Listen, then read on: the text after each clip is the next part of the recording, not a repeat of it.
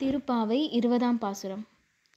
முப்பத்து மூவர் அமரர்க்கு முன் சென்று கப்பம் தவிர்க்கும் கழியே துயிலெலாய் செப்பமுடையாய் திரளுடையாய் செற்றார்க்கு வெப்பம் கொடுக்கும் விமலா துயிலெலாய் செப்பன்ன மென்முழை செவ்வாய் சிறுமருங்குல் நப்பினை நங்காய் திருவே துயிலெழாய் உக்கமும் தட்டொழியும் தந்துன்மணாளனை